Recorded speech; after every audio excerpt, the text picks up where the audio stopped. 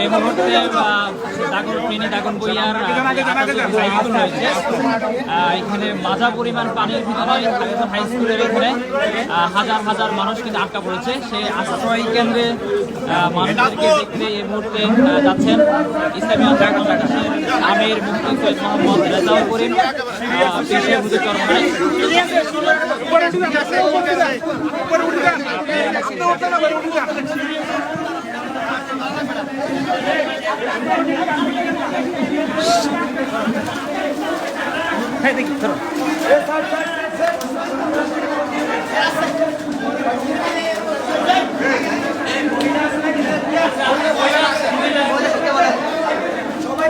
ইসলামী আন্দোলন বাংলাদেশের আমির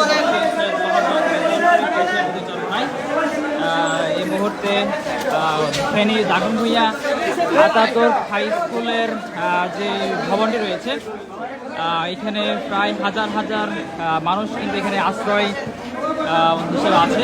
এখানে আশ্রয় কেন্দ্রে যারা রয়েছেন তাদের খবর এবং তাদের মাঝে ত্রাণ বিতরণ করার জন্য এই মুহূর্তে উপস্থিত হয়েছেন ইসলামী আন্দোলন বাংলাদেশের আমির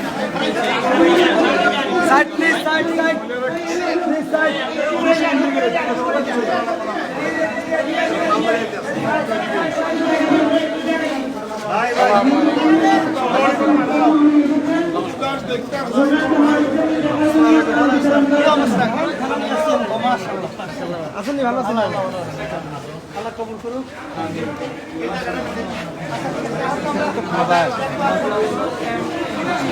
সবাই না গেলে বান্দি রাখানো তো তাহলে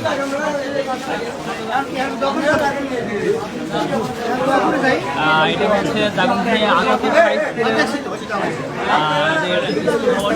স্কুলের আশ্রয় কেন্দ্রে অবস্থান করছে, তাদের দেখতে এবং তাদের মাঝে ত্রাণ বিতরণ করার জন্য এই মুহূর্তে হচ্ছেন। বিশেষ করে আমরা আজকে নিজেরা ধন্য মনে করছি যে অসহায় আমার ভাইরা মা বোনরা আজকে ঘর বাড়ি ছেড়ে আশ্রয়স্থলে আশ্রয় নিয়েছে। আজকে তাদের পাশে আমরা দাঁড়াতে পেরেছি, এই জন্য শুকরিয়া বলি আলহামদুলিল্লাহ। এবং সকলকে আমরা উদাত্ত আহ্বান জানাবো, সবাই যেন আমাদের অসহায় ভাই মা বোন এবং বাচ্চাদের পাশে আমরা দাঁড়াতে পারি এবং সহযোগিতা আসতে পারি, এটা আমি উদাত্ত আহ্বান সকলকে জানাচ্ছি।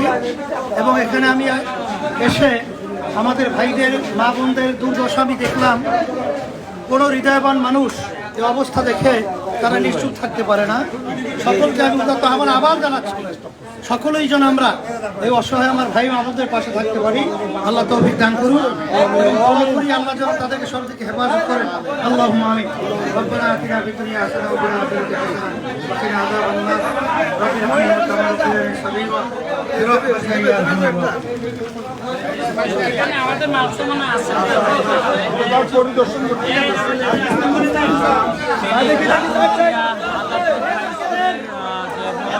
এখানে পানি ভর্তি অবস্থায় হাজার হাজার মানুষ কিন্তু এখানে আশ্রয় কেন্দ্রে অবস্থান করছে।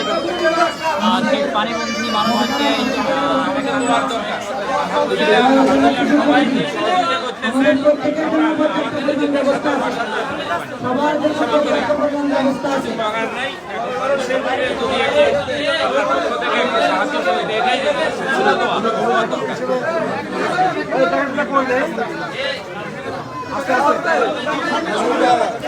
শোনেন ভাই, আপনাদের জন্য আলহামদুলিল্লাহ পর্যাপ্ত ব্যবস্থা আছে।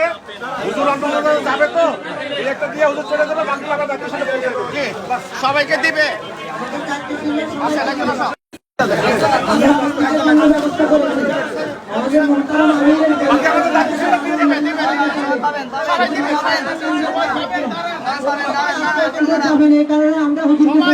সবাই পাবেন।